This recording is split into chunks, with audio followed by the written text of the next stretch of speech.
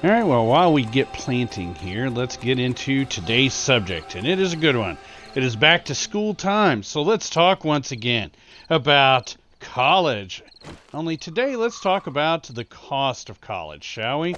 I don't know that anybody ever bothers to share with kids today what the true cost of college really is.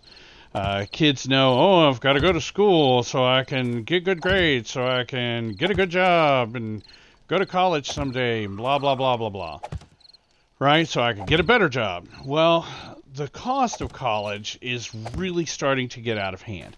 It used to be that you would be able to make back the money that you invested into getting your college degree relatively quickly, thanks to dramatically increased wages. Well, those wages have kind of evaporated, and so that's no longer the case. I've mentioned before, and I will mention once again today, that you are much better off taking a solid look at a trade, especially if you don't have something that you are laser focused on to get your degree.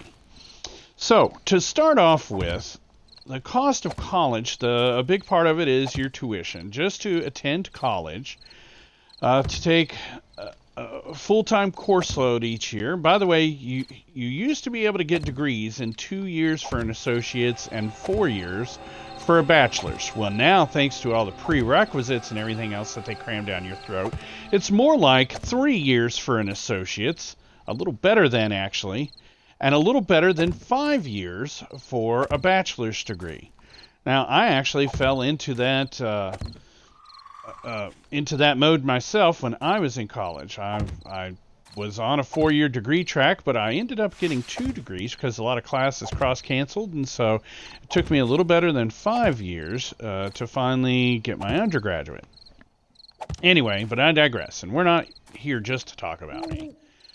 For college, okay, the cost per year for in-state tuition is about $11,000. So if you're going to school for 5 years just to get your undergraduate degree, well, your degree is going to cost you a whopping $55,000 before you're done. And that's if it doesn't take you any more than 5 years, and that's if you don't get distracted along the way, okay?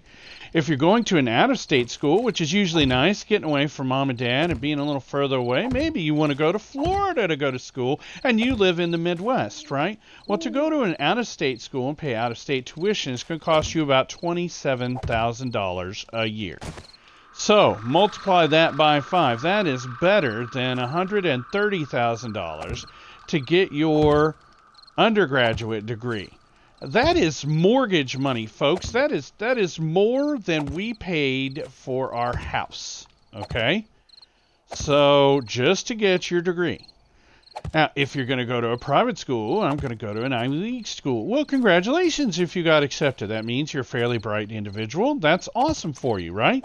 However, that private school tuition is $41,000, almost $200,000 for a 5-year degree. Oh, okay. And how long is it going to take to make that back? Well, you might be able to get that back relatively quickly if you're an MIT graduate. I don't know. I'm mainly just talking about the cost of the degree, and the reason why is because the way most people pay for it is they take out student loans. Okay? Well, student loans then becomes a whole other nightmare. Well, are you applying for a student loan just on you and the merits of your own credit? You know, that credit which you haven't even had a chance to build yet because, hello, you just graduated high school? Or are you getting a cosigner for your loan? Well, most people are getting their parents to cosign their student loans, okay?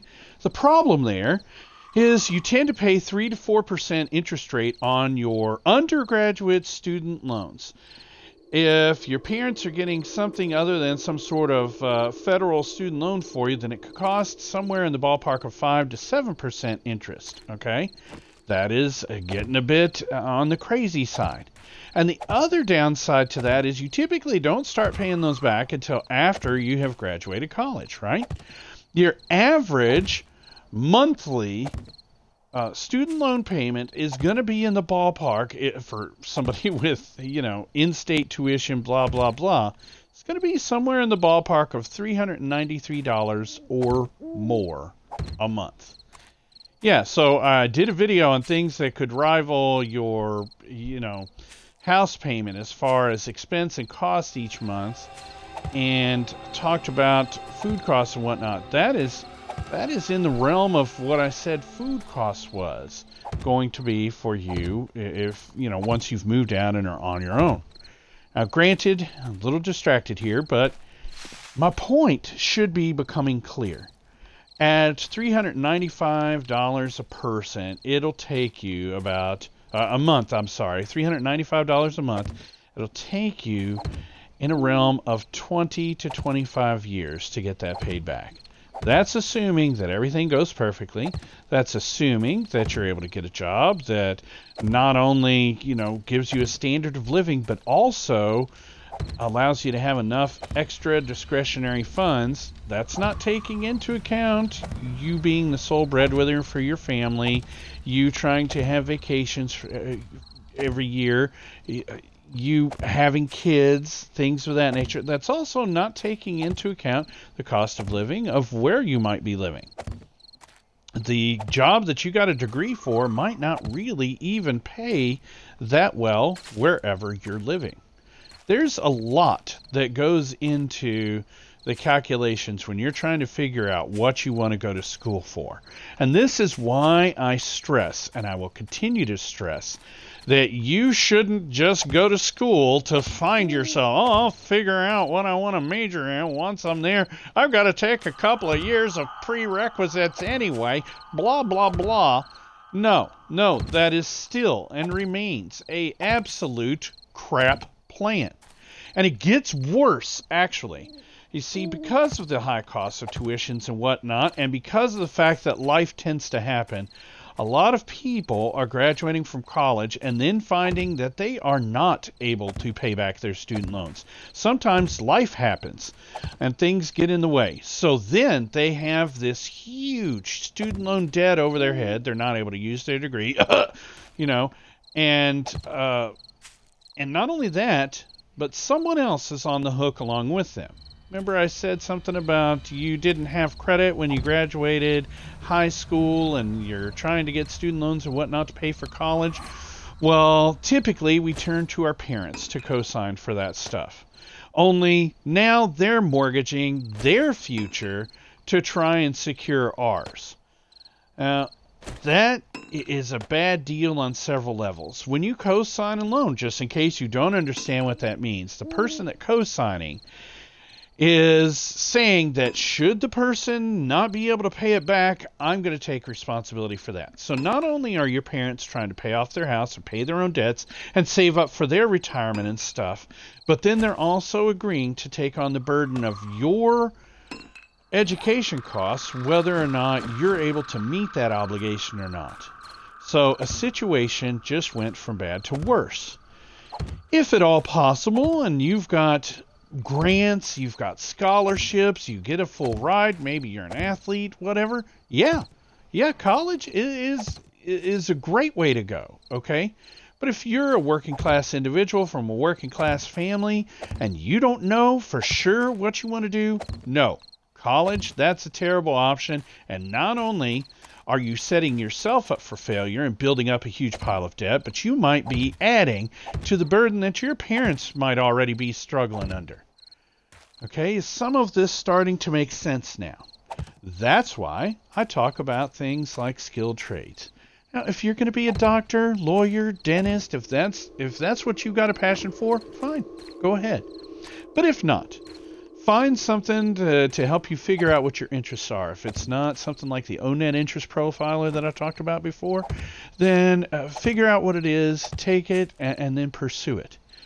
If you do pursue skilled trades, well, then to get whatever certification or degree that you need in order to pursue a skilled trade usually takes a lot less time. Anywhere from 4 months to 2 years, as opposed to 3 years and 5 years just for your undergraduate degree. The other thing that comes into play is there are usually little to no prerequisites that you've got to get out of the way. Now, maybe you didn't have the right math and need to have a slightly higher level of math, something like that. Okay, that might be true, but you're not taking a bunch of useless classes in order to get your certification in order to pursue a skilled trade, and that's what I'm really on about today, okay?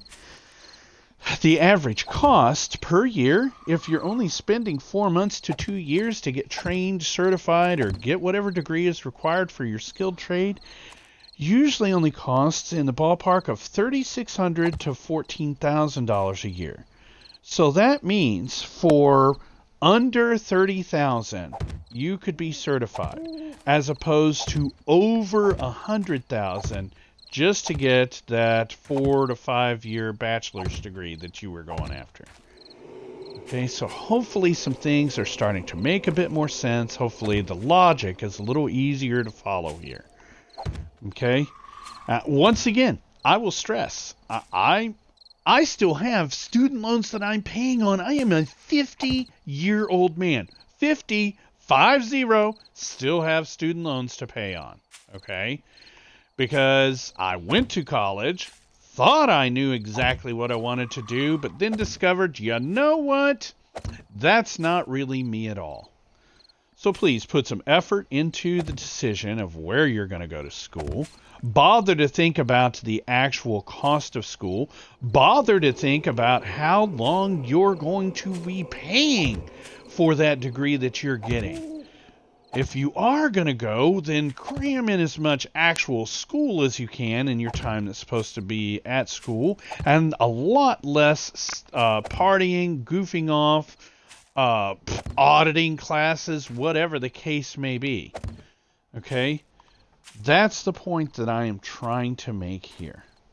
Because when you sign up for those student loans, they are for a huge amount of time. It can take you a good long while. And check this out, okay? Really the best advice out of all this is whatever you're thinking about pursuing a degree for, check out what likely salaries are for your area or the area that you want to live before you go signing up for classes and before you go committing to those student loans. Because if it's not going to pay a salary that makes it worthwhile to spend all that time and money getting that degree, you really should be investing your time in something else.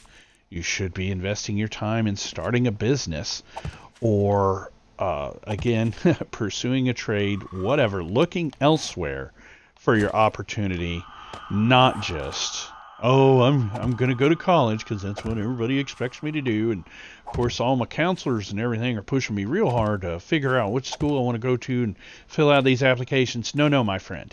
Before you fill out those applications, and by the way, that's another advantage to most trade schools. Typically little to no application process. You don't have to get a zillion recommendations and have a 4.58 out of a 4-point scale GPA. No. You do have to have a high school diploma in most cases, or a equivalent. But beyond that, they'll teach you what they want you to know. So please put in some thought and effort before you go filling out those college applications. Before you go, oh, I just want to go to this school because it's in the sun and next to a beach. No. Is it worth that extra $16,000 to have the beach and be in the sun? Or could you not get the same degree for half the cost staying at home? Hey, could you work and go to school full time if you were to live at home and be less in the hole once you've actually got that degree? These are the things that you need to be asking and discussing. All right, kind of turned into a rant, but it's a financial rant, and it's about a big financial decision. If you got questions, if you want some guidance, if you have some thoughts, want to debate me on whether or not the college degree is really worth it or whatnot, please hit me up in the comments below. Hit me up at fustianfinance@gmail.com. Love to hear about it. Maybe I'm wrong on some of this. But I'm speaking from experience here, so you better come correct and you better have some facts.